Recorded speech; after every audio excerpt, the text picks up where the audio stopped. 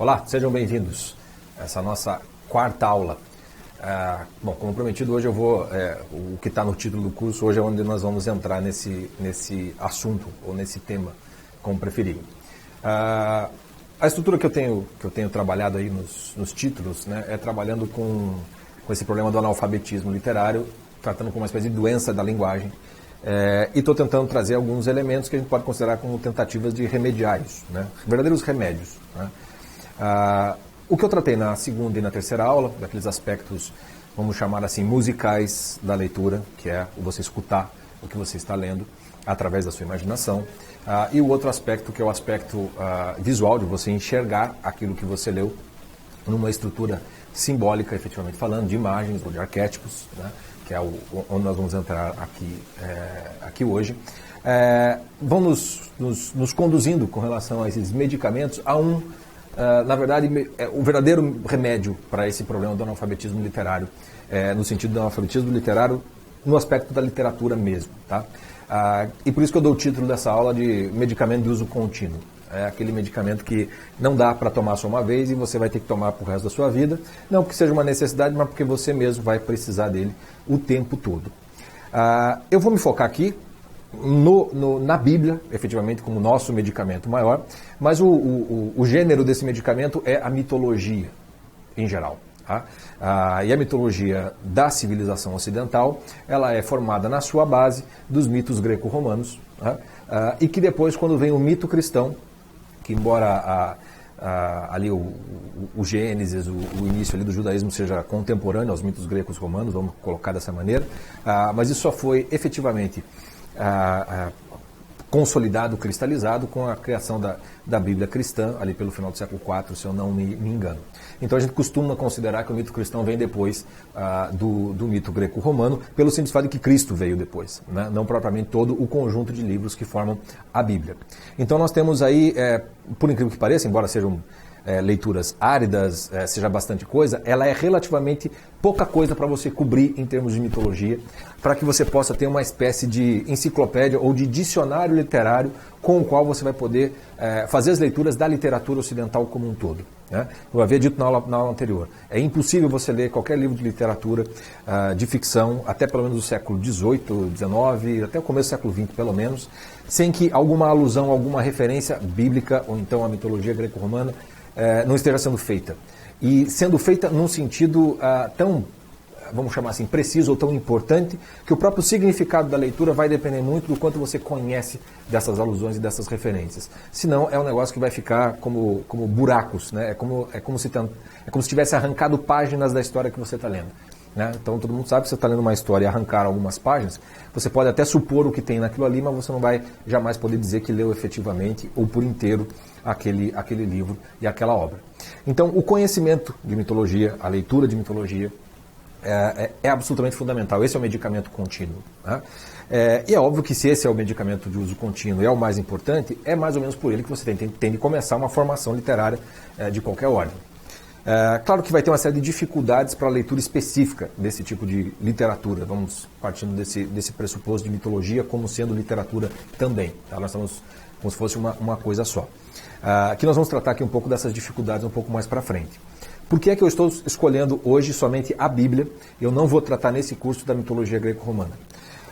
Pelo seguinte, por um fato bastante simples. Tudo o que tem na mitologia greco-romana está de algum modo contido na Bíblia e ampliado pela própria Bíblia. Ou seja, a Bíblia, para usar uma expressão, se eu não me engano também do próprio Northrop Frye, ela é um grande guarda-chuva mitológico, onde ela, de algum modo, ela engole todos os mitos anteriores, aquilo que está para fora do contexto judaico-cristão.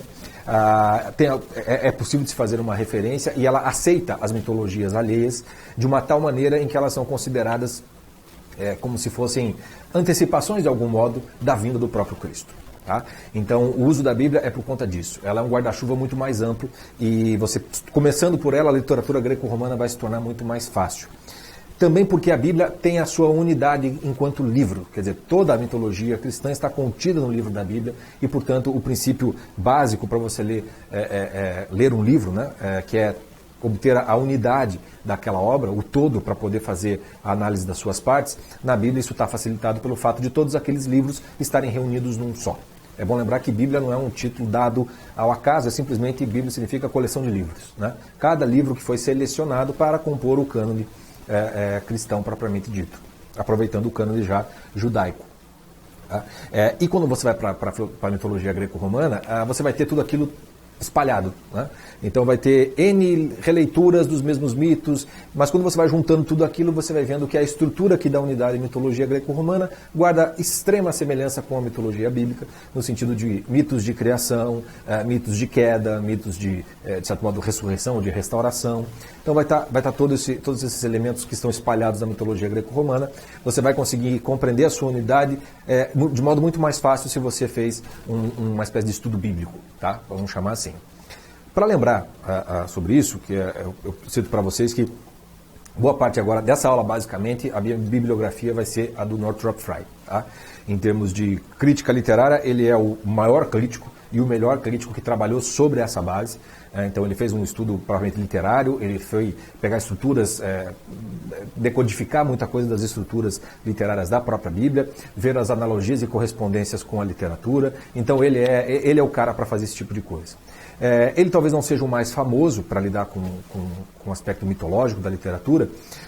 Talvez o mais conhecido seja o Joseph Campbell, tem um livro bastante famoso, que é As 1000 Faces do Herói, uma coisa assim, não me recordo do título, que é de algum modo um quarto do que o Frye consegue dar conta. Então o Campbell ele é, digamos assim, mais popular, mas ao mesmo tempo ele é bastante incompleto em relação ao que o Frye faz. O Frye abarca isso muito mais.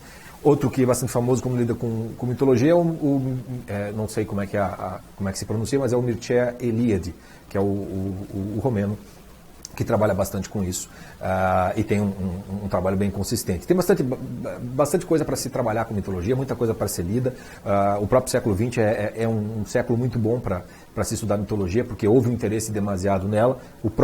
Na própria literatura, nós temos aí o Tolkien, né? Com o Senhor dos Anéis, ele bebe na fonte da mitologia, na verdade é uma tentativa de recriar uma mitologia própria, no final das contas, porque lida com deuses também.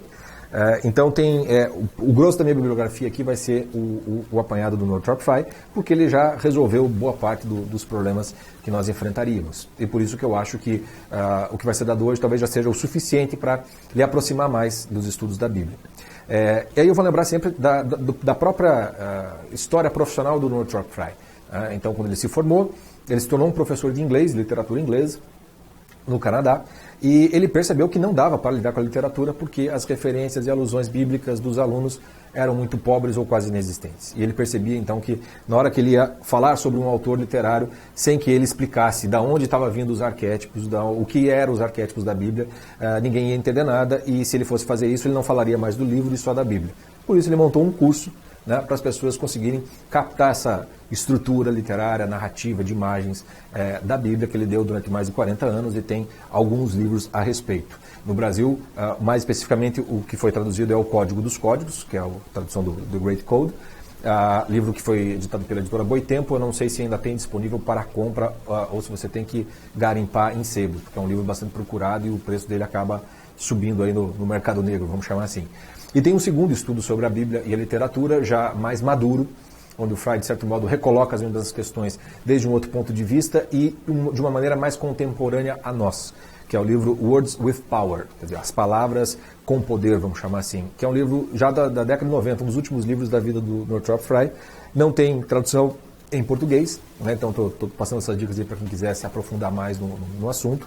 Não tem tradução em português, só tem em inglês. Eu espero um dia fazer a tradução disso, ou pelo menos conseguir quem consiga fazer essa tradução, que eu acho que é bastante importante esse livro ser traduzido.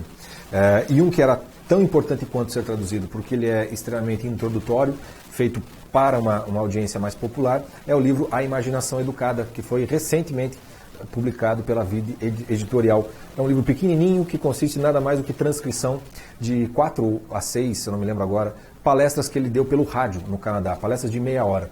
E ali ele fala de uma maneira como um professor, de maneira bastante didática e partindo de algo bastante primordial. Quer dizer, de que maneira, de certo modo, as mitologias nascem. Por que é que o ser humano precisa de mitologias, ou de histórias, ou da própria literatura. Esse livrinho é muito bom para vocês compreenderem uma série de coisas que eu vou falar aqui, ou pelo menos compreender de onde eu estou tirando essas coisas. Tá? Mas para a gente poder entrar na estrutura da Bíblia, vamos aplicar os remédios anteriores que nós utilizamos aqui, as técnicas, no final das contas, de leitura, para que a gente possa visualizar a presença dessa estrutura da Bíblia, enquanto arquétipo, enquanto símbolos, em uma obra literária, para que a gente possa, da literatura, chegar até a Bíblia e daí tratar a Bíblia como uma literatura, para que também façamos com a Bíblia o mesmo que a gente faz com a literatura em geral. Tá? Então, eu havia pedido para vocês a leitura de 2 obras para esse curso. Né? Uma delas era a Megera Domada, da qual a gente já falou o suficiente. Eu quis tratar ela justamente para perceber o conflito entre mitos, quando a gente vai fazer uma leitura a partir de um mito, só para relembrar um parênteses, né? O sentido da palavra mito aqui, eu trabalho com 2 sentidos. Existe o trabalho do mito enquanto uma história primordial, que trata dos deuses e da fundação de uma determinada sociedade, de uma determinada civilização, e tem um segundo sentido de mito, que é quando essas histórias têm uma autoridade social sobre as pessoas, de tal maneira que elas se conduzem em função do mito, e procuram no mito uma orientação vital.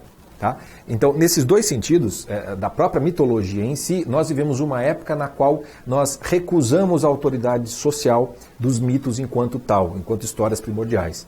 Alguns de nós podem viver em função deles, como, por exemplo, cristãos. Eu, por exemplo, tento viver pelo mito cristão, mas não significa que isso não está em conflito com a mitologia socialmente vigente na sociedade na qual nós estamos colocados. E a mitologia vigente na sociedade em que estamos colocados, que é algo que eu não trabalhei nesse curso, a gente pode perfeitamente captar isso, eu só chamei para atenção para um dado presente nessa mitologia, 2 na verdade, que é o aspecto científico, né, do quanto nós damos uma autoridade para a ciência pelo simples fato de que ela disse. Né, então, se a ciência disse tal coisa, é verdade. Né, e a gente não para nem questionar, nem pensar, a gente simplesmente segue o que está sendo dito. É exatamente isso que eu estou falando de uma autoridade mitológica. Né? Por mais paradoxal que pareça, a ciência tem uma autoridade mitológica e não propriamente científica sobre a sociedade hoje em dia. Tá? Outro aspecto que eu falei foi sobre a questão dessas questões sociais, né? Do feminismo. Né? E a Megera Domada é um livro que ele é construído e ele é um produto de uma mitologia propriamente cristã, que quando você lê fora dela, desgarrado dela ou desconsiderada completamente do seu arquétipo que lhe dá forma e estrutura, tende a se transformar em qualquer outra coisa menos naquilo que Shakespeare havia escrito. Então, a ideia do Megera Domada não foi trabalhar nesse sentido tão arquetípico, mas no sentido de um confronto de mitologias. Né? A autoridade que havia na época do Shakespeare e a autoridade que existe hoje para nós. E as dificuldades de compreensão quando você não suspende as suas crenças e você compreende a história de acordo com as crenças presentes naquela obra em função do seu contexto social.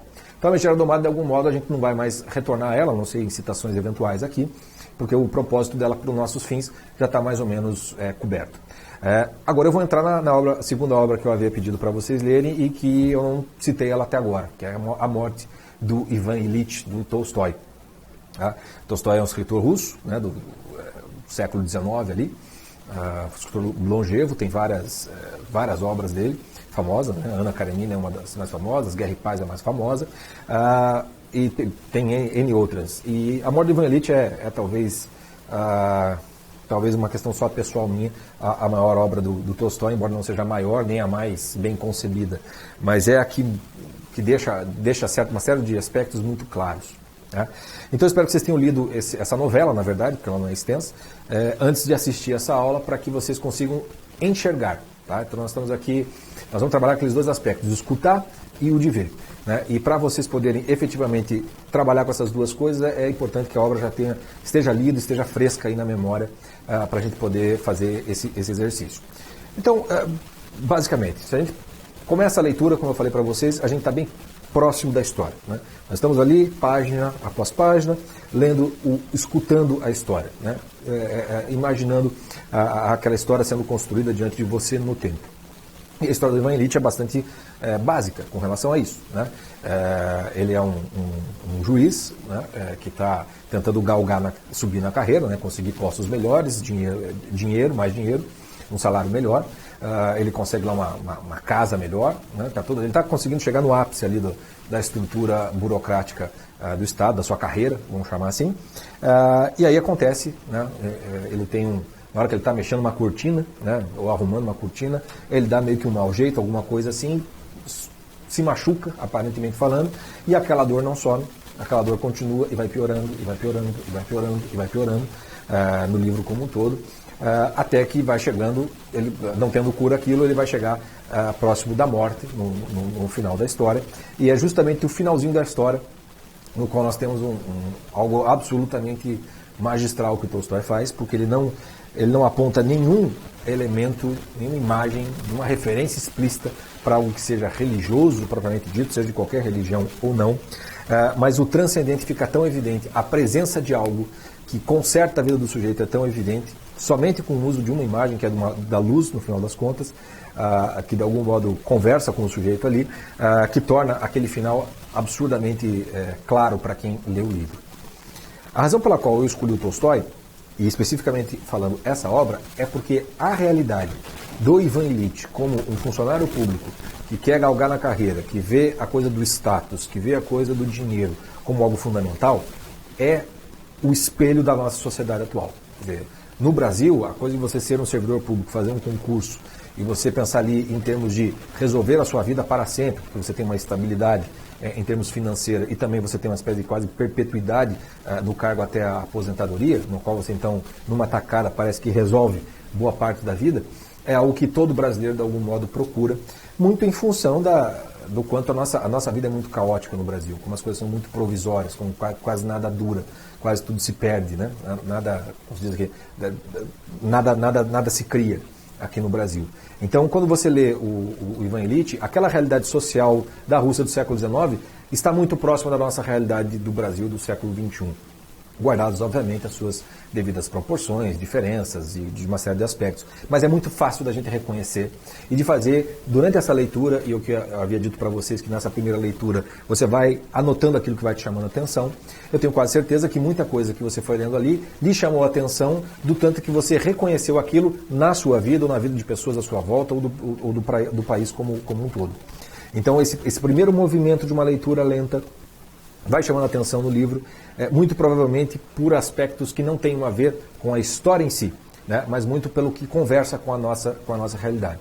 Então, ele é um livro ótimo para a gente fazer esse tipo de treinamento da explicação de textos que eu havia dito para vocês. É quando você termina a história e você volta para ela para ver naquilo que você marcou, que você anotou, que te chamou a atenção, que te impressionou, se aquilo que te impressionou realmente tem uma razão de ser pela história mesma ou se é algo que disse algo para você, mas que para a história pode ser que não seja tão relevante assim.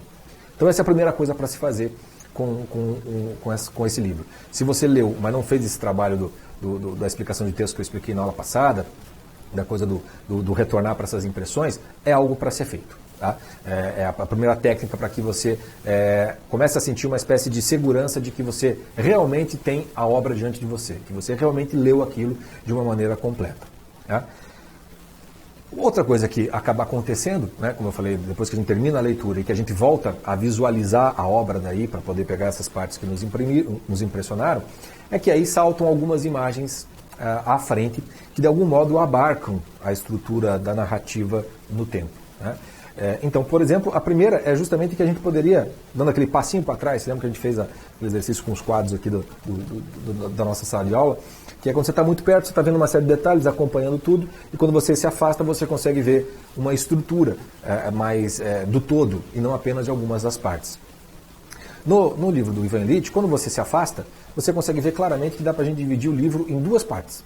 Você tem do livro do começo até quase que as últimas páginas, que é todo o processo do Ivan Ilitch, das conquistas que ele teve e da doença dele que vai levando ele até a morte. E aí você tem uma segunda estrutura, que é como se... que é onde aparece aquela luz que obriga o Ivan Ilitch a confessar para ele mesmo que ele viveu a vida dele inteira errada. Eu vou fazer uma analogia com um quadro aqui que eu já trabalhei com vocês na outra aula. Tá? Vocês se lembram desse quadro aqui? Que eu só não afirmo taxativamente que é a passagem evangélica do Cristo dormindo no meio da tempestade, pelo simples fato de que eu realmente não tenho certeza se é isso, mas se não for, né, como se diz, se non è vero è ben trovato. O que me interessa aqui, como se a gente tirasse aqui o quadro e nós fôssemos pintar a história do Ivan Ilitch, o que aconteceria? Toda essa parte mais escura seria essa primeira parte que eu falei para vocês. A vida dele enquanto funcionário público, vivendo em função de certos objetivos que ele tinha lá pessoalmente falando. A parte final, quando ele é forçado a reconhecer que ele estava errado o tempo todo, é a parte que ganha uma certa luminosidade. E é o próprio símbolo da luz que aparece na história para colocar uma espécie de claridade em tudo o que estava sendo visto. Ou seja, de uma certa distância, quando nós vemos que, por menor que seja aquela parte final, ela tem um peso maior do que toda a estrutura do quadro do Ivan Illich, de tudo que foi visto antes. Porque de algum modo aquele final transforma aquele todo numa massa escura, numa única coisa, que de algum modo está errado. Tudo que estava dado ali antes é como se aquilo não tivesse significado, é como se fosse um engano, efetivamente falando. Tá? Se a gente for destacar essa primeira parte dessa massa escura em que a vida do Ivan Illich era toda errada, o que salta à frente? Né? A gente tem que ver assim, bom, se ele errou, então ele tinha um objetivo errado, ou ele quis a coisa que não seria a mais correta. Quando você vai para os detalhes, para tentar pegar alguma parte que te impressionou, uma parte que espero tenha chamado a atenção para você é quando o Ivan Illich começa a contar da razão pela qual ele se casou com a esposa dele.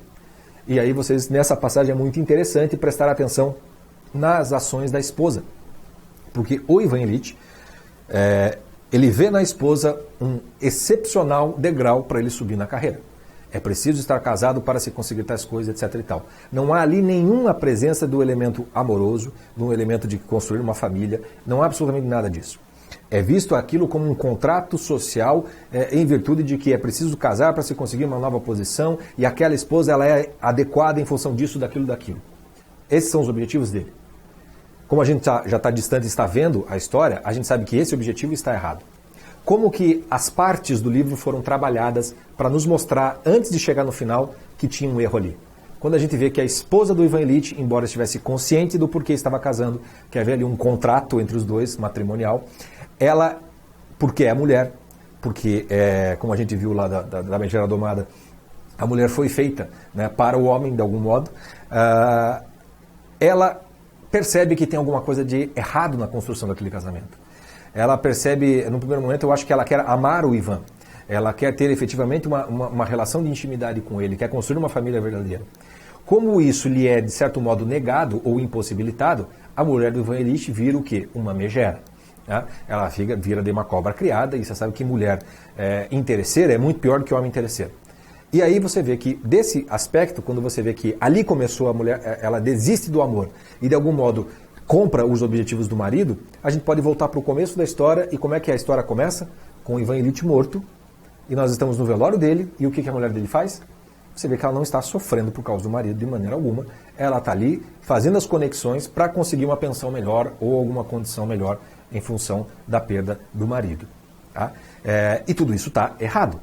Como é que isso vai se desenvolvendo também? Esse errado se desenvolve. Depois é na relação dos filhos, da esposa, com o próprio Ivan Illich. Eles têm assim, um distanciamento terrível entre eles.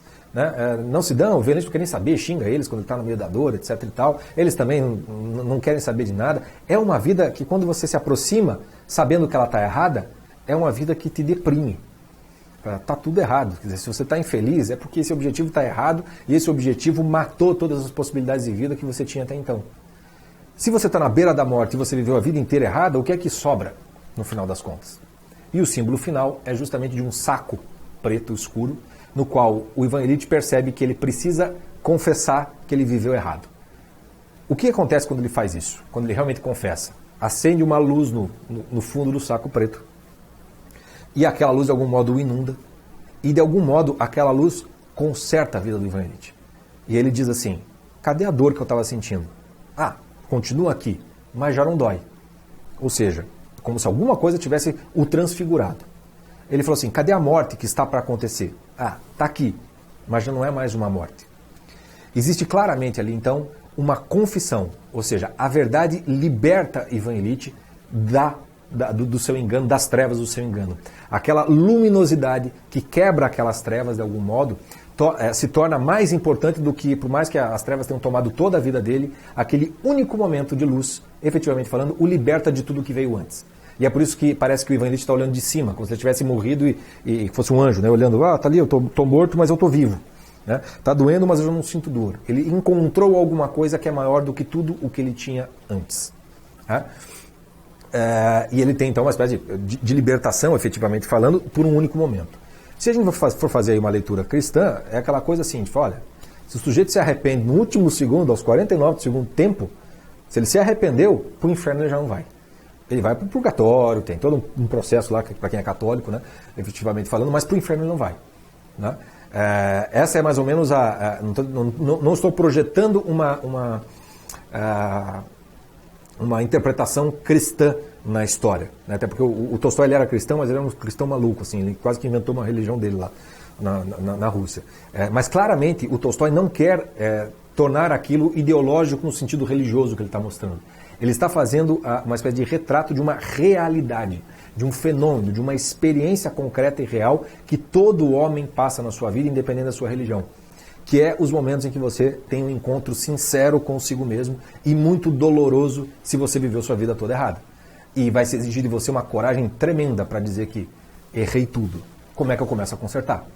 Se tem tempo para consertar, você já tem um objetivo certo na sua vida. Se não tem tempo, só dá tempo de se arrepender. E aí é óbvio que se você tem fé, esse arrependimento de algum modo vai bastar num primeiro momento, que é o que o livro mostra. Então não precisa ter Cristo, não precisamos ter ida para o céu nem nada, mas a obra mostra claramente isso, que o princípio da verdade, o valor da verdade, liberta o sujeito e de algum modo o salva da própria morte. Me afastei um pouco aqui, fiz quase que uma resenha e uma análise do livro, mas se a gente der mais um passo para trás, você se lembra que eu quando mostrei os quadros da Madonna, lembra que tinha uma do Salvador Dalí, se não me engano, né? Que não tinha o conteúdo, mas tinha o formato da Madonna. Ou seja, se eu me afastar o suficiente do Ivan Illich, né? Já tinha vendo aqueles dois, o lado escuro, o lado claro, a coisa do engano, da verdade que liberta, a coisa dessa vida social, mundana, do servidor público do Estado, e uma outra que é uma vida de luz, embora você não saiba exatamente o que a compõe, só tem uma verdade ali que liberta. Se a gente se afasta cada vez mais disso, que tipo de contornos e formas vai nos dar? E para que a gente possa enxergar isso, você precisa conhecer os arquétipos que estruturam uma história como essa. E é aqui que a gente vai ter que chegar na referência bíblica, que não é propriamente uma referência, mas é a própria estrutura da história. Tá? Então, se nós formos procurar na mitologia algum arquétipo que nos dê conta desse sentido geral da história, e aqui nós estamos usando a Bíblia porque ela abarca os demais, não é tão difícil de você conseguir perceber isso. Tá? Se você for lá, se você conhece toda a história da Bíblia, que histórias você pode selecionar que mostrem pessoas vivendo errado até o último segundo da sua vida e no último segundo o arrependimento salva? Se você conhece o Evangelho, você deve se lembrar da história do bom ladrão. É Cristo crucificado entre dois ladrões. E tem um ladrão escarnecendo do Cristo até o fim, e tem um outro que fala assim, para com isso. Né? Ele é um homem justo, é um homem bom. Nós merecemos isso aqui, ele não merece. Né? E aí ele pede para Cristo, por favor, reza por mim quando o senhor chegar na casa do Pai. E o Cristo olha para ele e fala assim, não te preocupa, daqui a instantes você vai estar lá comigo. Percebem que existe a mesma forma? O ladrão que viveu a vida inteira errado, no final da vida reconhece a verdade que o liberta do próprio castigo, que transcende, que joga a luz na vida dele. Ele está salvo. Vejam que formatos de pintura aqui seriam difíceis de você fazer, mas não seria difícil de você pegar essa imagem do bom ladrão e pintar, por exemplo, uma capa do Ivan Illich. É fácil de você colocar o Ivan Illich doente numa cama, de algum modo, né? E de algum modo conversando com essa luz que é o próprio Cristo, dizendo, daqui a instantes você vai estar comigo no céu. Quantas pinturas, se vocês forem procurar aí de religiosas, não tem exatamente essa questão dos santos ou as pessoas embaixo, né, meio que no escuro, e de repente olhando para cima quando se abre o céu e tem um anjo ou o próprio Cristo que está vindo e o santo está assim. Esse formato desse arquétipo, daquilo que nos salva, que nos tira desse mundo de enganos, de erros, de mentiras e que nos liberta, efetivamente falando, pelo perdão, né, é o arquétipo da história do Ivan Illich. Né? E se você tem um mínimo de conhecimento dessa história bíblica e do próprio significado explícito dela, você deve perceber agora que desse distanciamento da história do Ivan Illich, quando você volta para a história do Ivan Illich, se você for contar para alguém do que se trata a história do Ivan Ilitch, eu acho que você espero que esteja com isso aqui. Eu sei do que se trata essa história. Eu entendi esse livro agora. Eu tenho ele inteiro. Eu sei que a história dele é isso, mas no final das contas o sentido, o significado é que a verdade liberta, o perdão, etc, etc. Você nem vai perceber, mas parece que você se tornou meio que um crítico literário. Pelo simples fato de você ter conseguido, digamos assim, pescar o arquétipo certo que dá estrutura e formato para aquela história que está sendo contada. Espero que esteja dando para compreender essas aplicações técnicas desses remédios que eu fui utilizando. Mas para a gente utilizar mais uma obra de literatura que tem o mesmo arquétipo, essa eu não pedi para vocês lerem, porque é uma obra bastante densa, bastante difícil, é uma obra que exige muito mais, e o curso, como ele é introdutório, eu estaria jogando contra. Sabe quando você dá um remédio que é muito pesado e que, em vez de curar, acaba matando? Então a dose seria pesada demais para essa parte. Mas eu citei ele aqui, en passant, fui fazendo essas referências justamente para chegar nesse ponto aqui. Vou pegar aqui, porque esse eu sei que tem na nossa bibliotecazinha aqui. Lembra que eu mostrei para vocês do Crime e Castigo. Tá? A história do Crime e Castigo, eu já contei um pouco para vocês, mas vamos aplicar a técnica exatamente como a gente aplicou no caso do Ivan Ilitch. Então, quando a gente vai lendo o Crime e Castigo, a gente começa na história com o Raskolnikov, sujeito que já está todo nervoso, angustiado, porque ele quer fazer uma besteira e ele tem uma finalidade para aquela besteira que ele acha que justifica a besteira. Então ele quer matar uma usurária para usar o dinheiro dela para fazer grandes coisas, porque ele se acha um Napoleão Bonaparte. Ele foi feito para grandes coisas. Mas ao mesmo tempo ele é uma boa pessoa, ele tem uma consciência moral que diz para ele que aquilo está errado. Esse conflito interno do Raskolnikov vai o livro todo, né? Desde o cometimento do crime, já no começo, depois para ele lidar com a sua culpa, com o seu remorso, com a sua recusa de admitir o que fez, da sua confissão. É toda uma história que também, tal como o Ivan Ilitch, ela vai só se resolver desse mergulho na angústia do Raskolnikov. É um livro muito denso por conta disso, porque a gente entra na psique do sujeito, na alma do sujeito e sofre com ele até os últimos momentos, que é quando ele é derrotado pela sua própria culpa. Exatamente como o Ivan Ilitch é derrotado pela dor da doença, Raskolnikov é derrotado pela dor da culpa, que ele chega a um ponto assim, ou eu me mato, me jogo da ponte, como um personagem faz, um outro personagem se mata na história, mas não pulando da ponte, tá? Quando você vai fazer, ou ele faz isso, ou então ele se entrega para a polícia. Ele tem de ser castigado para ele poder ser reintegrado com ele mesmo. E o que ele acaba fazendo é justamente isso. Ele vai lá e confessa para a irmã, ele confessa para a namoradinha dele, vamos chamar assim, a Sônia, confessa lá para a polícia, e então ele é condenado, e a gente tem um epílogo da história, que é o Raskolnikov lá na prisão. E ainda na prisão, ele ainda, embora ele já esteja mais tranquilo, porque ele está pagando o preço, ele ainda não admitiu que ele fez algo de errado. Ele continua lá orgulhosão, todo botando banca, que ele, na verdade, ele foi fraco, que ele não aguentou o tranco que outros grandes homens aguentariam. Até chegar no final, na qual ele desmonta. E a presença de luz que salva ele é justamente da personagem Sônia, que é uma prostituta forçada à prostituição para poder ajudar os seus irmãos e que em nenhum momento isso a torna impura. A Sônia é uma presença luminosa o tempo todo no livro e que no final brilha de um jeito absurdamente comovente. O Raskolnikov só precisa olhar para ela para ficar de joelhos, chorar e não precisa nem dizer nada para a Sônia saber que ele estava confessando, admitindo, e a partir daquele momento ele tem uma reintegração no mundo dos homens e de algum modo ele está não propriamente salvo, né, mas ele está reintegrado, ele está perdoado e se perdoou de alguma maneira. Isso em linhas gerais, o aspecto muito próximo da narrativa do ouvido. Tá? Mesma coisa, dando um passinho para trás, como a gente fez com o Ivan Ilitch, o que aparece? A mesma coisa. Boa parte da história, nuvens, trevas, confusão. Raskolnikov mergulhado na sua culpa. Para ter o finalzinho iluminado, que tranquiliza, que você respira no livro, que você sai, de algum modo você se livrou daquela angústia. Houve uma catarse emocional, e de fato há uma catarse emocional quando você leu bem o Crime e Castigo. Essa catarse é liberado, tudo é liberado naquele final. E o Raskolnikov, então, tem aquele momento de lucidez lá, na qual ele, exatamente como o Ivan Ilitch, reconhece que ele errou. Né? E que ele errou e que não tem perdão. E que ele tem que pagar o preço. E na hora que ele admitiu isso, de repente ele está libertado do próprio castigo.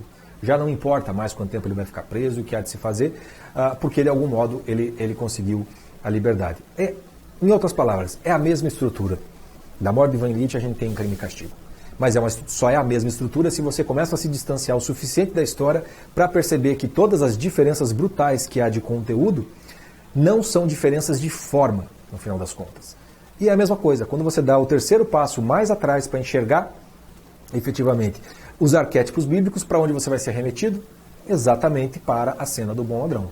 Quer dizer, de novo, no finalzinho, nos últimos 48 do segundo tempo, que o Raskolnikov quase que morre também, de tanto que ele fica agoniado, quase que ele enlouquece, que também é um símbolo de morte, de algum modo, pelo menos da morte da consciência, você vai ver exatamente o mesmo princípio. Quer dizer, o bom ladrão que na hora em que admite aquilo e pede para Cristo, olha, o Senhor tenha piedade de mim, perdoado estás. Você já está no paraíso metafórico, vamos chamar assim, porque Raskolnikov não morre. Né? O Dostoiévski queria fazer um segundo livro, um segundo volume, que ele não chegou a fazer, então a história termina dessa maneira. Como o princípio básico da literatura é que uma obra é um todo acabado, com começo, meio e fim, tanto faz o que Dostoiévski quisesse fazer na sequência, para nós a história do Dostoiévski termina exatamente como termina a história do bom ladrão. Com uma promessa de que agora você está na luz e não nas trevas. Está na verdade e não na mentira. Está perdoado e não condenado.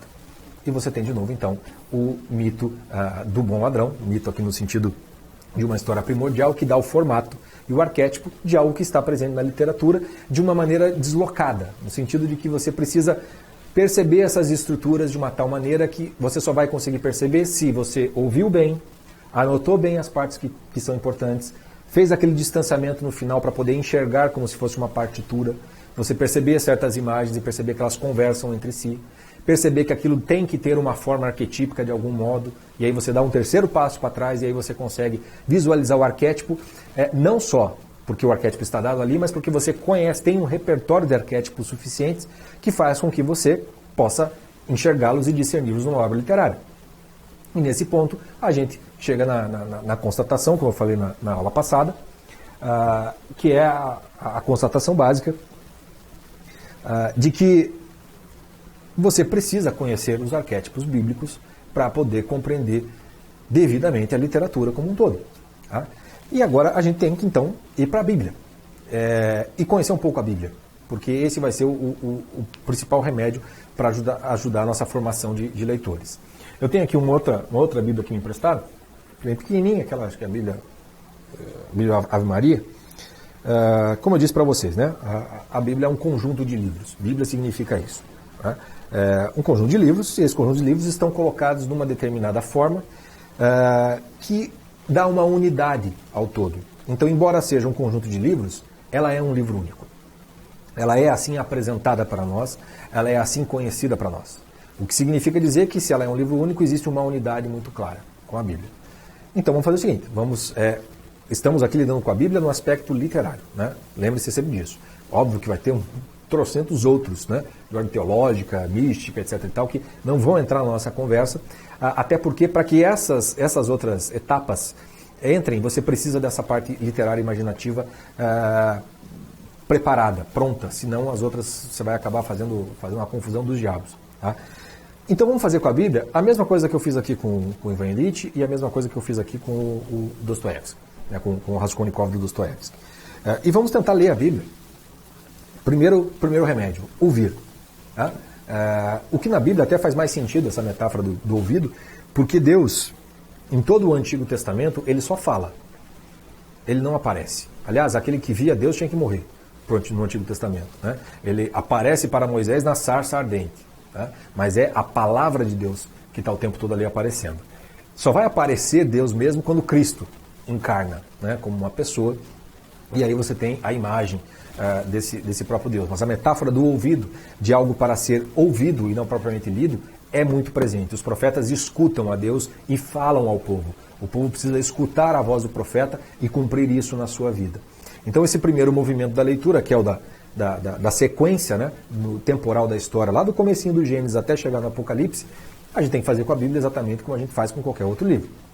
E aqui já surge a primeira pedra de tropeço geral e restrito. Pouquíssimas pessoas conseguem ler a Bíblia do começo ao fim e compreendendo que se trata de uma história única. Quanto mais dentro e próximo da história, mais difícil é pegar essa estrutura do todo, mais parece que a história foge o tempo todo de uma unidade. Se até você consegue ter uma unidade em boa parte aqui do Gênesis, do Êxodo, Quando chega ali no Levítico, quando você tem ali páginas e páginas explicando como é que você faz uma arca, como é que você faz um templo, uma mesa, quantos côvados tem para lá e para cá, etc. e tal, é inevitável você se perguntar, mas que diacho isso importa para a história? Qual a importância desse negócio aqui para eu entender o que se passa? Tá? Então essa coisa do escutar, ela é o tempo todo de algum modo meio que quebrada na história. Porque quando você daí vai pensar que tem uma sequência, de repente vem livro dos Salmos, e parece que não tem uma ligação com a outra. Depois vem livro da sabedoria. Aí vem os outros profetas que vão... E você, até o próprio sentido cronológico da história se perde com muita facilidade. Tá? Esse sentido ele é recuperado no Novo Testamento. A partir da história do Cristo, Atos dos Apóstolos, cartas desses mesmos apóstolos, e depois é um desses apóstolos que conta a história do Apocalipse. Ali você volta a ter uma unidade, e não raro a gente conhece muito mais do Novo Testamento do que do Antigo. Né? Justamente por isso, porque o senso de unidade do Novo é muito maior, ou muito mais claro do que o do Antigo, e muito mais claro ainda do que o Antigo com o Novo junto. Então há uma dificuldade tremenda de fazer esse tipo de leitura. Né? E é para isso que o Frei, por exemplo, fez o seu curso, e é uma das razões para eu estar falando disso aqui agora. Tá? O que eu quero fazer com vocês, então, com relação a esse aspecto de ouvir? Eu quero colocar, já do aspecto aquele de ver, eu quero já trazer para poder ajudar essa leitura, se você quiser fazê-la de uma maneira sequencial. Tá? Uma das vantagens que a gente tem com relação à Bíblia é que, por mais que você não a tenha lido, ela é tão falada, você deve ter ouvido falar tanto dela, seja em casa, família, etc, etc, TV, jornal, livros, filmes, que de algum modo, por mais que você não conheça tudo da Bíblia, você conhece ou tem a sensação de conhecer o suficiente para saber do que se trata. Tá? Então é fácil de eu sair do ouvido e ir para a parte do enxergar a estrutura da Bíblia como um todo, para que a gente possa, então, dando esse passinho para trás, poder depois, se for o caso, voltar para poder pegar a coisa pelo ouvido. Então é isso que eu vou fazer aqui com vocês. Então, se a leitura é muito difícil, alguém que faça a leitura como um todo vai perceber que na estrutura da Bíblia ela tem uma unidade que ela vamos dizer assim, ela não se revela apenas no final da história. Tá? A própria forma de estruturar a Bíblia em Antigo Testamento e Novo Testamento significa que tem algo que acontece entre o Antigo e o Novo, que é o que dá unidade, que dá liga entre o Antigo e o Novo Testamento. Então vamos colocar como se fosse algo mais ou menos assim. Nós temos a Bíblia começa no Gênesis, e ela termina no Apocalipse, certo? Bom, entre uma coisa e outra tem toda a história, né? Vou botar aqui numa onda, mais do que numa linha reta, justamente porque a história vai para um lado, vai para o outro, e você meio que se perde no meio do caminho. O que acontece é que entre uma coisa e a outra, temos um marco na qual há uma unidade do que está para antes dele, no tempo, que a gente chama de Antigo Testamento. E há uma unidade que vai no depois, que é o Novo Testamento. Ou seja, a Bíblia ela é estruturada em função desse evento que divide no tempo o Antigo do Novo Testamento. O que é que isso já faz para a nossa leitura do ouvido? Qual é o efeito que isso nos dá? Significa o seguinte, que tudo o que aconteceu aqui no Antigo Testamento, você só vai conseguir compreender na sua literalidade se você fizer a referência a esse evento aqui, que é de algum modo o seu fim. E aqui é como se fosse, aqui está o verdadeiro sentido e significado de tudo que veio antes. Se estava tudo tão complicado, é como se tudo antes fosse velado e algo fosse revelado nesse evento primordial. E o Novo Testamento até o Apocalipse, o que você tem aqui é uma espécie de segunda história, onde é o desenvolvimento desse sentido do Antigo Testamento no tempo, naquilo que aconteceu a partir dele. Bom, não dei o nome aqui, porque justamente eu quero que vocês percebam a estrutura quase que geométrica da coisa. Né? Mas é óbvio que o que nós temos aqui é o nascimento do Messias, da figura de Jesus Cristo. Ele é o centro da Bíblia, é ele quem dá sentido ao Antigo Testamento, é ele quem dá sentido ao Novo Testamento. Esse modo de ler, e não é só a Bíblia que é assim também, tem outros livros, não vou complicar demais o jogo aqui para nós, mas esse modo de ler um livro no qual você tem um elemento central que dá sentido a todos os outros que vieram antes e depois dele, é o que a gente chama de uma leitura tipológica. No seguinte sentido, tudo o que veio antes do Antigo Testamento é tipo de Cristo. É um tipo, é como se fosse assim um negócio que, olha, Moisés. Para você compreender a figura de Moisés, lembrando sempre, para compreender dentro da história, da estrutura da Bíblia. Para os judeus, a Bíblia não tem no Novo Testamento. Né? Então, dentro da Bíblia cristã, Moisés, dentro da Bíblia cristã, ele é um tipo de Cristo. Ou seja, ele antecipa algumas coisas de Cristo, ele meio que enuncia e anuncia algo do Cristo, que só vai ganhar sentido e significado completo com a presença do próprio Cristo. Por isso que a história do Novo Testamento começa não só com o Cristo, mas com João Batista anunciando a sua vinda. João Batista é uma espécie de imagem geral de todos os profetas. Ele só está aqui, só tem importância em função do Cristo que ainda vem, de quem não é digno de amarrar as sandálias. Tá? Então você tem aqui, para cá eu vou escrever só para constar. Você tem os tipos. E a partir do Cristo, o que você tem, a expressão utilizada é essa aqui, ó. Antitipos. No seguinte sentido, a partir do Cristo, todos os outros profetas, e que no caso nós vamos chamar de apóstolos, e depois dos apóstolos, dos primeiros padres e dos santos, etc. e tal, tudo que vem depois do Cristo tem que ser o quê? Um tipo de Cristo. Um tipo de Cristo no sentido de que vai realizar em si a mesma realização que o Cristo faz de todas as pessoas que vieram antes. Então, os profetas são tipos no sentido de que anunciam o Cristo. E o Cristo realiza os profetas. Cristo é o antitipo de todos os profetas. E a partir do Cristo, ele é o nosso tipo, ou seja, o nosso modelo. E tudo o que vem depois só vai ganhar sentido e significado se remeter no passado ao próprio Cristo. É ele quem vai dar sentido e significado a todas as personalidades humanas a partir daqui. Espero que vocês tenham conseguido me acompanhar nessa estrutura toda. Quer dizer, o centro da coisa vai estar nessa figura de Cristo. O que significa dizer que, se você tem que ler alguma coisa da Bíblia para compreender a Bíblia como um todo, talvez não seja pelo Gênesis que você tem que começar, mas pelos Evangelhos. E é por isso que os Evangelhos têm 4 relatos que são idênticos e diferentes ao mesmo tempo.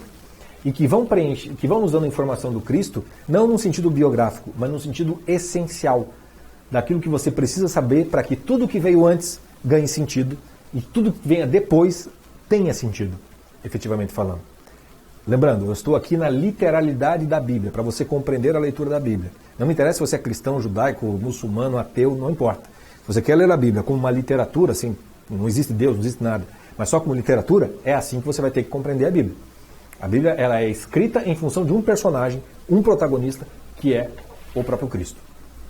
E quando você sabe que a estrutura é essa, você vai ver que, você se lembra aqui que eu citei o Evangelho de São João, de que no princípio era o Verbo, que o Verbo estava com Deus e que o Verbo era Deus e que parece muito difícil. Bom, a partir do momento em que a gente sabe que Cristo é o Verbo encarnado, e você vê lá no Gênesis, né, no princípio era o Verbo. Ou seja, você percebe que esse Cristo aqui, ele estava antes e de algum modo ele está no final.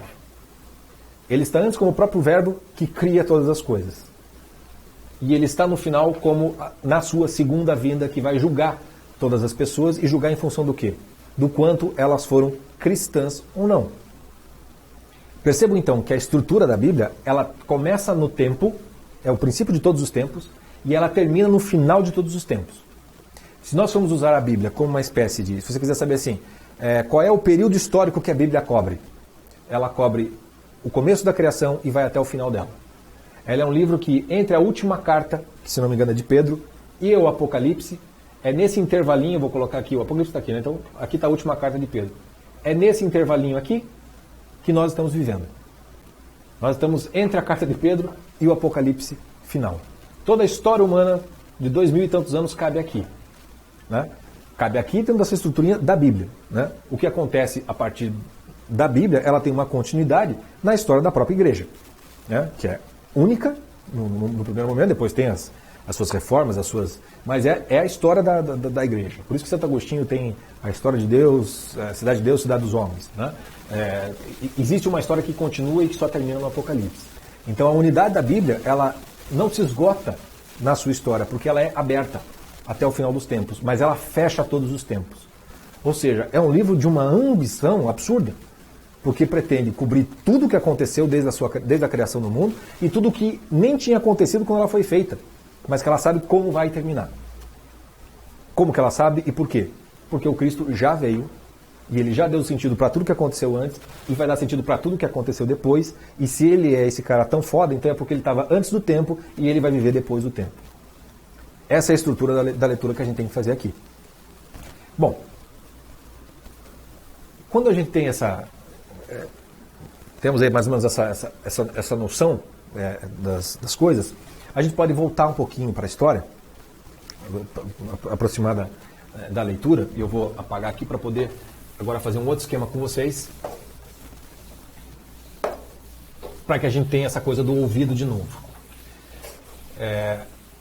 Ou melhor dizendo, desculpa, eu me confundi. Vamos dar um passo para trás disso tudo. Vamos ficar mais longe dessa estrutura para que a gente possa tentar compreendê-la melhor. Quer dizer, se a gente se afastou, né? E tudo que eu coloquei aqui para vocês ficou assim, se nós estamos distantes, a mente humana ela é capaz de se perguntar o que é que tinha antes dos tempos e o que é que tem depois. E aí é inevitável que você não consiga saber quando tudo começou, antes de começar, e o que há para depois de tudo que... Não sei se vai aparecer direito no vídeo aí. Tá legal na câmera? Eu não sei o quanto tem para antes do Gênesis, ou quanto tem depois do Apocalipse, ou o que é que tem, se é que tem. Né? Existe algo porque diz, não havia nada, havia o verbo. Então aqui o que a gente tem é assim, ó, é um cristão. Baita Cristo. É o verbo, é Deus, é tudo junto. Lembra que nós estamos distantes o suficiente para ver uma unidade de todas as coisas. Deus, Pai, Filho e Espírito Santo é o verbo, em geral. No juízo final, nós vamos ter algo que é diferente, porque como você tem o julgamento, o final dos tempos a gente sabe tem mais informação do que o que tem antes. Aqui nós temos uma espécie de divisão. Aqui nós vamos ter os salvos, nós vamos colocar aqui então, no paraíso celeste, e aqui os condenados, que vão dar as nossas imagens de inferno. Estão conseguindo me acompanhar? Então lembramos, muito perto a gente fica muito confuso, distanciando a gente consegue ver uma estrutura, e se a gente se distancia cada vez mais, a gente chega no quê? Que é a palavra que eu falei, o tal do arquétipo. Então toda a unidade da Bíblia está dada aqui, mas de algum modo ela se abre para antes, para uma única imagem do verbo, que vai se encarnar nessa história, e o depois existe o verbo que julga e nos separa. Tem alguns que vão para esse negócio aqui, e tem alguns que vão para esse negócio aqui. E esse negócio aqui é tratado como uma condenação, como algo ruim, e isso daqui como algo bom. Basicamente é isso. Tá? A própria Bíblia coloca dessa maneira. O que é essa estrutura arquetípica que vai que nos colocou para fora?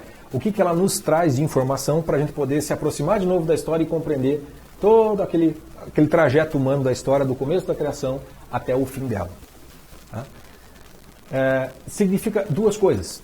Que a vida humana, em geral, ela acaba sendo determinada, de acordo com a Bíblia, por aquilo que você faz nela e que te aproxima mais do paraíso ou te leva mais próximo do inferno.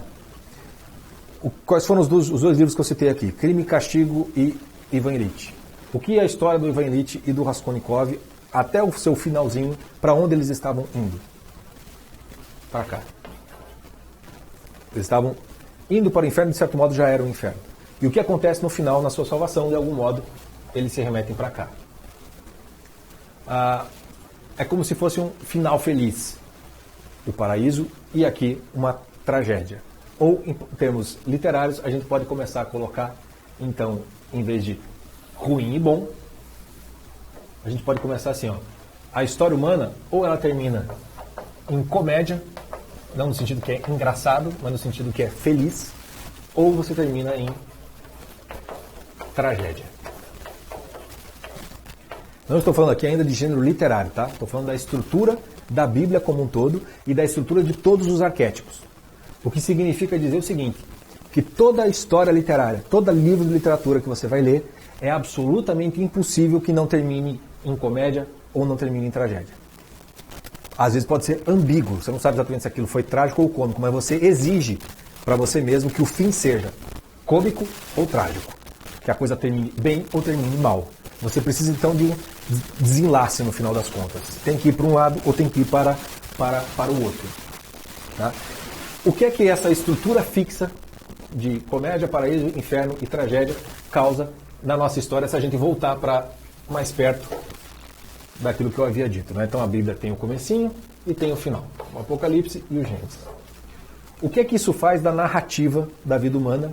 De todos os profetas, vamos considerar agora que o personagem da Bíblia seja a humanidade. Né? A humanidade que é de algum modo resgatada pelo Cristo. Significa assim, ó, que cada passagem, cada livro que você for ler, cada história, a história nossa é mais ou menos o seguinte. Tem coisas que fazemos que nos levam para o céu. Mas aí tem horas que a gente cai e vai para o inferno. Mas aí a gente volta para o céu. E a gente vai para o inferno. E vai para o céu. E vai para o inferno. Até o juízo final. Quando você vai para a história de cada unidade de cada livro da Bíblia, você vai ver lá que no Antigo Testamento o povo judeu, ele ora é fiel a Deus, ora ele é infiel a Deus. O que acontece quando ele é fiel a Deus? Ele ganha uma espécie de paraíso na terra, né? A terra prometida. Né? E se ele é infiel, o que acontece? Ele cai em cativeiro de povos alheios, ele vira escravo. Né? E a grande história de Moisés é justamente a libertação do Egito, que, em termos arquetípicos, metafóricos e simbólicos, o Egito é o próprio inferno do qual Deus vem resgatar o seu povo para que vá para a terra prometida, que é o paraíso. Cristo faz a mesmíssima coisa. Ele desce da terra, e na hora que ele desce da terra é para nos livrar daqui e nos levar para o paraíso. E por isso que quando ele morre, ele desce mais baixo ainda, que ele vai literalmente para o inferno, para salvar as almas que lá estão e poder levá-las para o paraíso. Percebe então que a estrutura narrativa da Bíblia é sempre um de ascensões e quedas do povo judeu e depois da própria alma cristã, que é a estrutura da nossa vida em geral. Quer dizer, quem não quer ser feliz?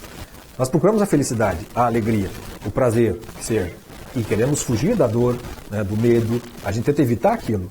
Essa é a estrutura arquetípica da vida humana. Nós queremos o bom e não queremos o que é ruim. Né? Basicamente, em linguagem bíblica, bom e ruim é isso aqui. E isso nos dá, então, duas estruturas de toda obra literária, que é a comédia e a tragédia. Tá? No seguinte sentido, para você saber se você está diante de uma comédia ou tragédia, não como um gênero literário ou dramático, mas como uma estrutura de toda a obra literária, você tem de chegar até o fim e perceber se acabou bem ou acabou mal, dentro dos próprios postulados que a obra colocou para você. Nos livros que nós lemos aqui, os três terminam bem. Né? Na Megera Domada, o casal está feliz da vida. Né? O Ivan Illich, cadê a dor, cadê o inferno? Está aqui. E é bem essa imagem que o Ivan Illich nos passa, como se você estivesse daqui olhando para baixo. Cadê aquela desgraceira? Ah, tá aqui, mas já não tá aqui. Tá na minha vida, mas eu já estou mais para cá do que para cá, e portanto isso aqui não vai me pegar. É o bom ladrão. Mesma coisa, e a mesma coisa com o Raskolnikov. O paraíso não pode ser lá grande paraíso, mas pelo menos não é um inferno. Né? O que já torna aquilo paradisíaco de alguma maneira. Bom, essa é a estrutura do todo. Tá? De todas as obras literárias, todos os livros, poesias, não importa o que seja. Mesmo que você pegue aí uma poesia lírica, que eu vou falar disso um pouco mais na próxima aula. Mas se você pegar uma poesia lírica, que é simplesmente a expressão de um sentimento, que sentimento, genericamente falando, arquetipicamente falando, você pode tratar numa obra? Literalmente é uma alma que canta uma alegria ou uma alma que canta uma tristeza. O sentimento de alegria e tristeza é de algum modo arquetípico de todos os outros sentimentos. Felicidade e infelicidade. Né? Então tem lá aquela lirismo, ah meu Deus, não sei o que, é aquela tristeza de uma alma que se sente no inferno. Ou então vai ter o júbilo e a alegria de alguém que se sente no paraíso, como se a sua vida fosse feita dessas idas e vindas. E a vida é mais ou menos isso. Bom, isso nos daria uma estrutura bem geralzona da literatura como um todo e da própria Bíblia. No entanto, isso aqui nos parece bastante incompleto. A gente sabe que, por mais que seja comédia e tragédia, tem outras, vamos dizer assim, estruturas literárias que a gente precisaria olhar. Aqui é como se fosse o seguinte, tá? Lembra que eu falei de ouvir e escutar? De escutar e ver. Comédia e tragédia, ela é, digamos assim, as estruturas da visão. O que significa dizer que quando você termina e você sabe se é comédia ou tragédia, você é capaz então de voltar para as imagens, e é nas imagens utilizadas que você vai conseguir visualizar o que é propriamente o inferno naquela tragédia ou o que é o paraíso naquela comédia. E aí o que acontece? Na própria Bíblia, a Bíblia vai fornecer os arquétipos do paraíso e os arquétipos do inferno. Então o que você vai ter? Qual é o primeiro arquétipo de paraíso que a gente tem na Bíblia? O próprio Jardim do Éden. Quer dizer, aquela natureza na qual o leão está junto com o cordeiro. Onde o homem pode andar nu, que não tem vergonha, não tem nada, ele dá nome para todas as coisas, aquela natureza não lhe é estranha. É uma primeira imagem paradisíaca. Quando nós vamos ver no restante da igreja, se nós saímos da natureza e vamos para o mundo animal, nós vamos ver que os animais escolhidos para representar o paraíso são o cordeiro. Na Bíblia não tem muito cachorro, mas na nossa realidade seria o cachorro, um animal domesticado, né? Mas seria o cordeiro, você tem a imagem do peixe também, vários outros. Aí tem o que é o inimigo do cordeiro? O lobo. Né? No próprio paraíso tem a maldita da serpente, que obviamente já ganha uma conotação infernal. Percebe? Estou dando só alguns exemplos para vocês perceberem como, para você reconhecer se você está diante de uma tragédia ou de uma comédia, você vai ter que olhar para as imagens trabalhadas. Então vamos voltar para o nosso Ivan Illich e para o Raskolnikov. As imagens trabalhadas são todas urbanas, no sentido de que Ivan Illich é um funcionário público, Raskolnikov também lá é um ele era um estudante universitário, mas que tinha abandonado a escola. Nós estamos dentro de um centro urbano. Né? Como é que é a imagem da cidade trabalhada em livros, quando que ela é infernal e quando que ela é paradisíaca? Tanto no Ivan Illich como no Raskolnikov, as cidades são modelos de imagem ou complexos de imagens infernais.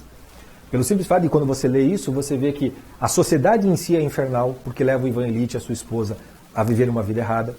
E, portanto, todas as referências urbanas, propriamente ditas, levam mais a uma noção de desvario, de caos, de auto-engano.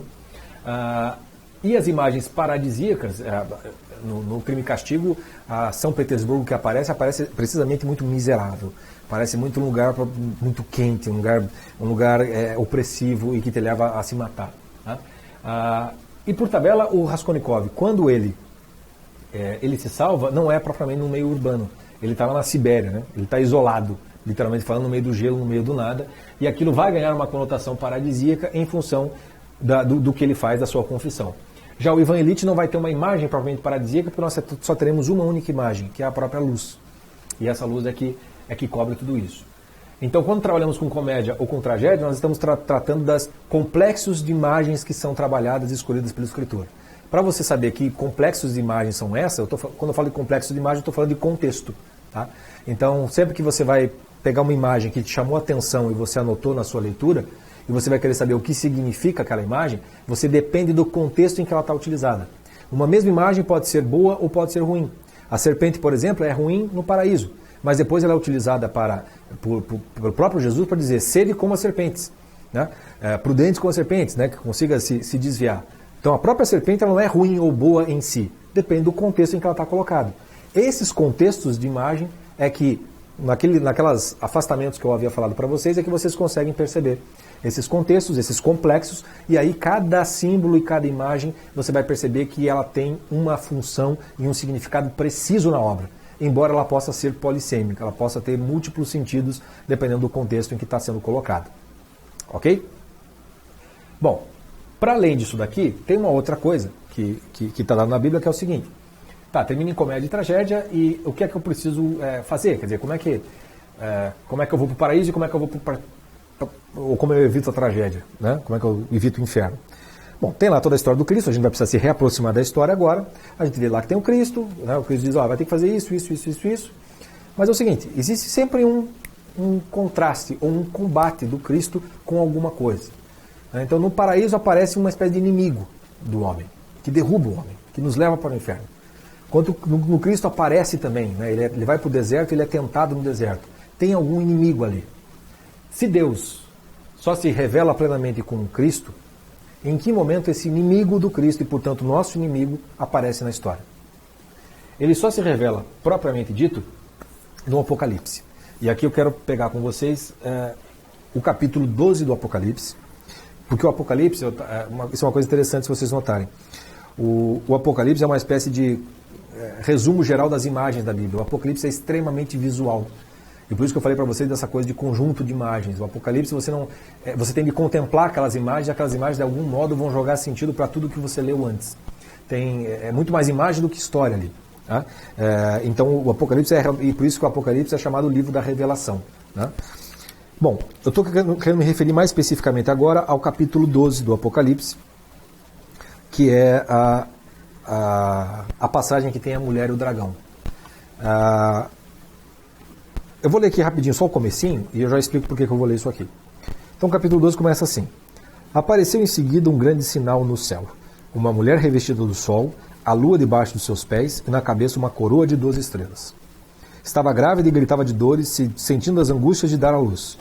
Depois apareceu outro sinal no céu. Um grande dragão vermelho com 7 cabeças e 10 chifres e nas cabeças 7 coroas. Varria com sua cauda uma terça parte das estrelas do céu e as atirou à terra. Esse dragão deteve-se diante da mulher que estava para dar à luz, a fim de que quando ela desse à luz, lhe devorasse o filho. Ela deu à luz um filho. Filho aqui está com letra maiúscula, está o F. Um menino, aquele que deve reger todas as nações pagãs com cetro de ferro. Mas seu filho foi arrebatado para junto de Deus e do seu trono.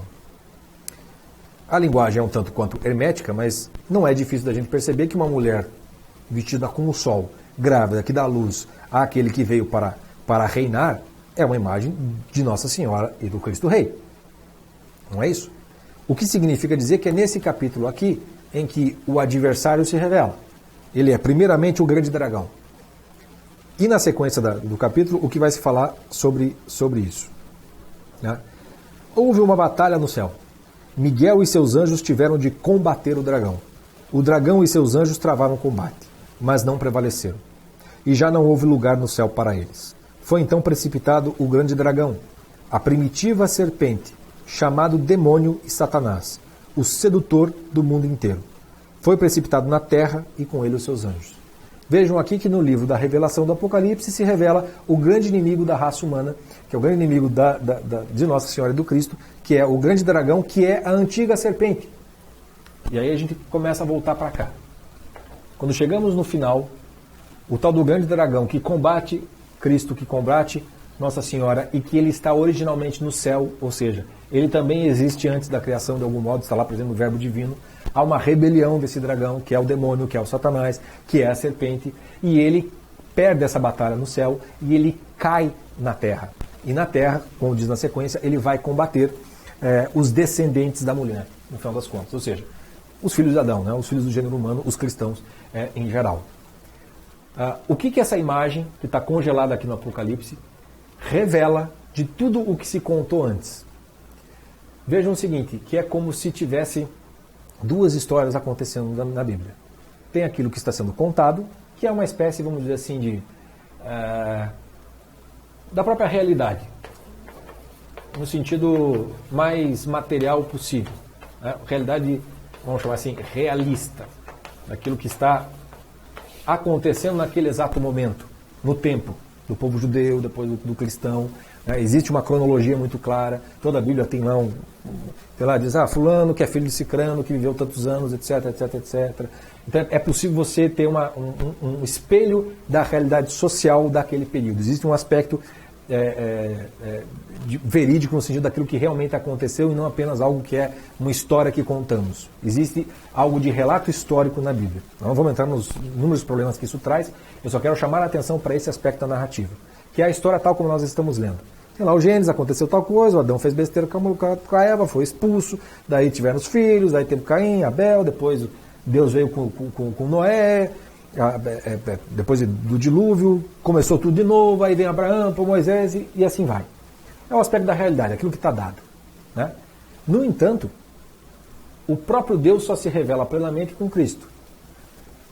E o próprio inimigo do Cristo, que o leva, digamos assim, à condenação, só se revela no Apocalipse, que é o tal do dragão, que é a serpente, que é o demônio, e que se revela que ele perdeu uma batalha no céu, e aí eu estou colocando o céu aqui antes da própria criação, porque ele está antes, depois, durante e transcende tudo isso.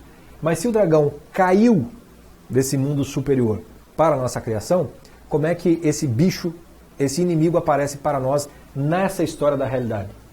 Nessa história da realidade, nós não sabemos de nada disso. Nessa história da realidade aparece o relato do Gênesis da serpente. Aparece uma serpente que parece fazer parte daquela criação, e ela é parte da criação de algum modo, mas não no sentido de que Deus queria que o homem cumprisse, fizesse os desejos da serpente, e a sua arma é a sedução. Então ele seduz Eva, que por sua vez leva Adão junto com ela, e essa serpente de algum modo retorna na história do Cristo, também o tentando para que ele seja como um deus, né? Para que ele se torne então uma espécie de devoto do dragão também. Tá? Percebam o seguinte, que se nós olharmos para a Bíblia como uma história de um combate entre as forças de Deus, da mulher e do seu filho, e a do grande dragão, que tipo de história nós temos? Uma história que a gente vai chamar de aventura, ou o termo técnico mais usado é romanesca. Ou então uma história mais fantasiosa, ou então uma história mais simbólica.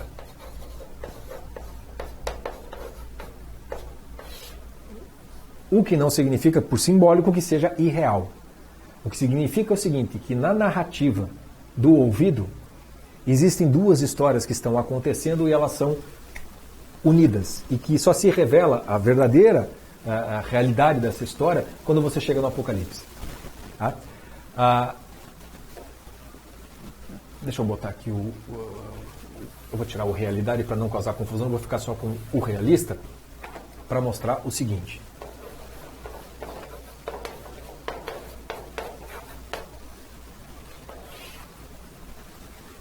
Percebam o seguinte, bom, então tem duas maneiras de eu ler essa história do Cristo, da Bíblia. Numa primeira leitura, essa dimensão simbólica, ela, de algum modo, fica velada o tempo todo.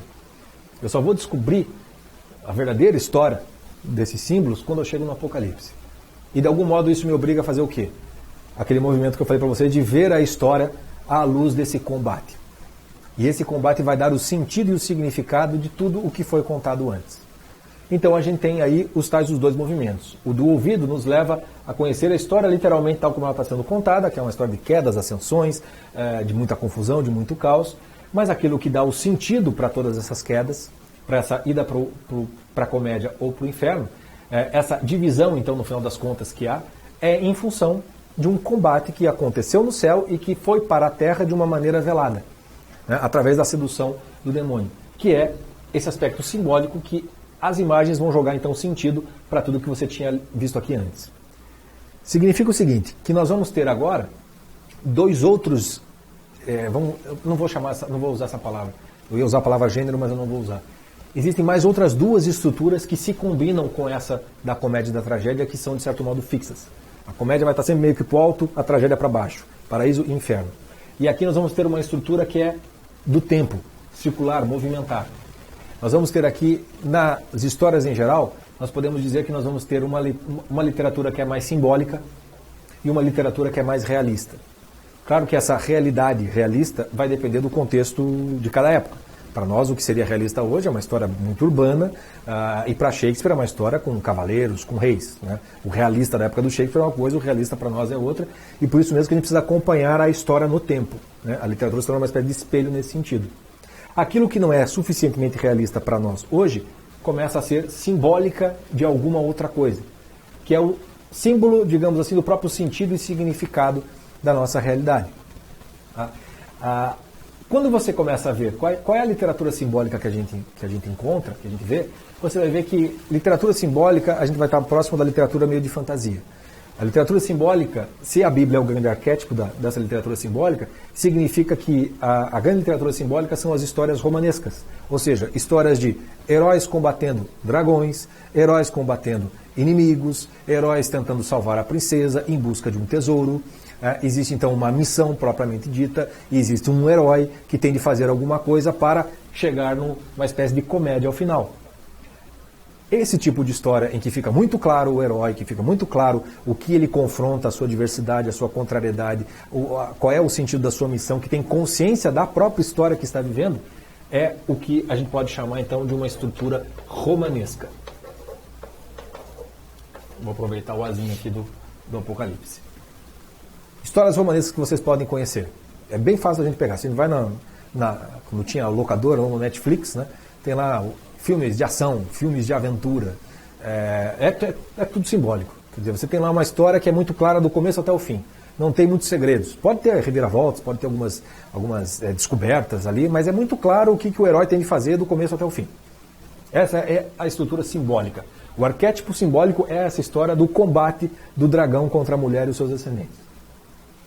E o que é essa literatura realista? Nessa literatura realista, é como se fosse, então, uma imitação da vida. Então, ela é uma literatura que a gente pode dizer que é mimética. Ela imita a vida. Mas ela pode imitar em dois sentidos. Ela pode imitar o ser humano no seu melhor. Ou seja, é possível a gente escrever uma história mimética alta, imitativa alta, que é o termo técnico. Ou pode ser imitativa baixa, que é a vida tal como nós a vivemos hoje em dia. Nos dois livros que a gente leu ali, Ivan Illich, ele é um personagem claramente imitativo baixo. A gente vê que ele não tem nenhuma coisa muito superior nele, naquele personagem, que a gente possa chamar de algo mais elevado. Já o Raskolnikov, ele acha que ele é superior. Ele é um super-homem no sentido de ele ser um herói. Ele tem uma inteligência superior e, portanto, isso lhe dá direito de agir como uma espécie de Deus dentro da história. Ambos são personagens irônicos porque aquilo que eles acham que está certo está errado, né, no final das contas. Mas ambos têm algo de mimético. Né? Raskolnikov tenta imitar algo de superior no ser humano de um jeito errado. Ivan Illich, ele é uma imitação baixa porque ele sequer tem consciência daquilo que se passa. Então é como se fosse assim. Normalmente, quando a gente vai ler uma escrita realista, a gente vai ler uma história na qual o próprio personagem, de algum modo, não tem consciência plena da sua própria história e, de algum modo, é uma história de descoberta de si mesmo.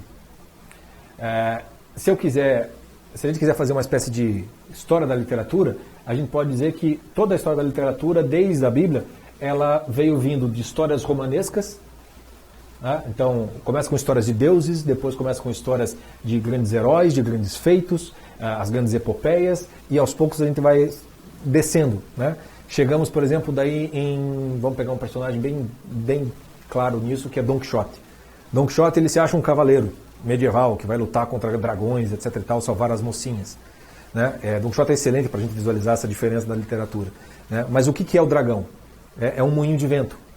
Então, em Don Quixote, você tem essas duas realidades literárias. A simbólica, que é onde Don Quixote quer viver. E ele acha que ele é daquele lugar. E tem a realidade realista, na qual não tem dragão. Tem um moinho de vento, você está louco. Ou seja, essa realidade simbólica é loucura aos olhos do realista. E, ao mesmo tempo, o Don Quixote não é propriamente um louco na história, é bem ambíguo, mas porque ele vive nesse universo. Depois de Don Quixote, a literatura vai toda pender para o realismo propriamente dito. Por isso que eu escolhi o Ivan Illich, que é do século XIX, e Dostoiévski, o Raskolnikov, porque são personagens muito próximos de nós. É mais fácil nós gostarmos dessa literatura realista, porque é nela que nós nos criamos. Então a gente tem um certo estranhamento com a literatura romanesca, fantástica, digamos assim. A gente acha que aquilo ali é a história da carochinha, a gente acha que aquilo ali é historinha para criança, é para se divertir, para se entreter. Né? E história mesmo, história bacana mesmo, é aquela que é realista. Aquela que eu consigo me ler na história. É quando eu consigo ver que aquilo ali é mais pesado. Então a tendência é o quê? Que a gente tem aqui grandes, não digo tragédias, mas tragédias, dramas, histórias mais baixas, histórias onde a nobreza, a superioridade aparece de um jeito ou inocente, ou uma vítima, ou algo que o valha. Essa dupla estrutura, a gente pode até visualizar isso num livro quando você sabe assim, às vezes não tem dragão, não tem cavaleiro, não tem nada, mas o personagem sabe exatamente o que ele está fazendo naquela história, qual é o seu objetivo, contra quem ele tem que lutar, vamos dizer assim, para chegar até o final. E vai ter histórias na qual o personagem não sabe em que história ele está. Então, esses dois movimentos aqui são basicamente, podem até ser combinados em vários momentos, mas eles dão uma espécie de estrutura do tempo da narrativa. São estruturas narrativas, no final das contas. Narrativas são mais simbólicas ou mais realistas, portanto romanescas ou mais miméticas no sentido baixo da palavra. Né? E elas sempre vão terminar tendendo para uma comédia, ou como uma comédia efetiva, ou como uma tragédia.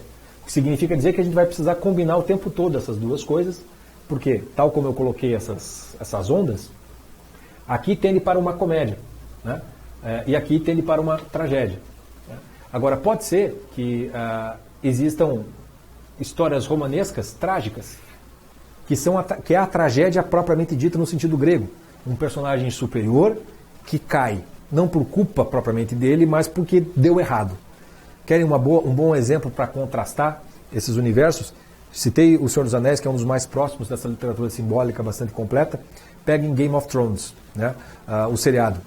Quantos personagens bons, supostamente não perfeitos, mas bons, superiores, não terminam de maneira trágica? né? Morre quase que todo mundo, só sobra os filha da mãe lá na história, né? Ou seja, você tem uma combinação dessa história romanesca que não é propriamente cômica, mas que pode terminar de uma maneira muito mais trágica do que qualquer outra. E as histórias realistas, muitas vezes, elas podem ser cômicas ou trágicas também. Tá? Tem uma série de combinações que a gente pode fazer aqui, como por exemplo, se você colocar uma literatura muito realista, no sentido muito baixo da história, mas você colocar um sentido de sarcasmo, você literalmente está tirando sarro daquela história, que é muito realista, mas você tira sarro, o escritor está te colocando numa posição superior àquilo que está sendo mostrado e vai ter um tom de comédia no sentido de bem-humorado. Bom exemplo, nós temos na literatura brasileira que é Machado de Assis. Machado de Assis, os personagens dele são todos meio tongos, mas o leitor é colocado na perspectiva de um narrador que está tirando sarro daquilo. Tudo aquilo que você tira sarro é porque você está se colocando acima da pessoa. Você está você está vendo ela desde cima, de algum modo. Então todo sarcasmo, toda sátira, de alguma maneira, ela é bastante moral no sentido de que te está dando um retrato de algo que é claramente baixo e que tem de ser objeto de riso, de escárnio, e não propriamente de imitação moral. Para essa aula não ficar mais longa do que devia, e na próxima aula eu posso detalhar um pouquinho melhor isso, o que me interessava, para a gente fechar com a Bíblia de novo, literalmente falando, é que quando nós vamos nos afastando da Bíblia, nós vamos ver essas 4 estruturas muito claras, dando forma a todos os arquétipos menores dentro da Bíblia. Tá? E por isso que quando você vai para a literatura, você vai sempre encontrar essas estruturas. Sempre vai terminar em comédia ou tragédia. A estrutura sempre vai ser romanesca ou realista, vamos chamar assim. Tá? Então, Dostoiévski é realista, Dante Alighieri é simbólico, né? Para usar aqueles 2 termos. Você vai ver que, embora a gente possa dizer isso em relação a nós, né, Shakespeare, para a sua época, ele era mimético e ao mesmo tempo ele era simbólico. Se você vai mais para baixo, James Joyce, por exemplo, ele tenta usar uma estrutura simbólica dentro de um contexto mimético. As combinações são as mais variadas possíveis, mas essas estruturas são sempre discerníveis. Se você quiser saber de onde, não digo de onde elas vêm, mas onde elas são muito claramente separadas e misturadas, você vai ter na Bíblia. Na Bíblia você tem toda uma leitura realista no sentido histórico, de um espelho de uma determinada época, mas para você saber qual é a história que realmente está se passando, você precisa saber qual é a história simbólica, que só se revela de modo pleno com o Apocalipse, que não por acaso é o livro da Revelação. E quando termina, vai sempre terminar em comédia, ou vai sempre terminar em tragédia. Esses são os grandes arquétipos, no final das contas, e a ideia de medicamento de uso contínuo, eu só quis hoje chamar a atenção para esses 4 aspectos que são essenciais, porque isso já nos dá uma espécie de medida do mundo total, uma espécie de fronteiras do mundo da nossa imaginação e da literatura. Quer dizer, você não vai conseguir ir além desse tipo de história. Você vai conseguir fazer as combinações as mais inventivas. Mas essas estruturas estarão sempre presentes. E quanto mais você se afasta da história, mais você consegue vê-la desde essa ótica. Então, para fechar com o Ivan Illich, na hora que a gente se afastou, o que aconteceu? Aquela história que era profundamente realista começou a ser vista à luz de algo que é maior do que ela. O Ivan Illich começou a subir da realidade para algo que a transcende, que é só luz. E ela termina de maneira cômica, porque ele termina bem e não mal. Mesma coisa com o Dostoiévski. Tá? Por hoje eu vou ficar aqui. Eu imagino que essa aula vai suscitar uma série de perguntas, dúvidas, é algo que pode ser novidade para muita gente. Então, usem e abusem da possibilidade de contato comigo para tirar mais dúvidas. Quero ver se eu desenvolvo um pouquinho melhor, só para resumir melhor isso aqui na próxima aula, mas temos mais coisa para colocar aqui, porque a ideia do curso é dar os medicamentos, mas não também não dar a cura por completo, porque daí depende do paciente tomar os remédios de acordo com a prescrição que foi passada. Ok? Vou ficando por aqui, vejo vocês na próxima aula.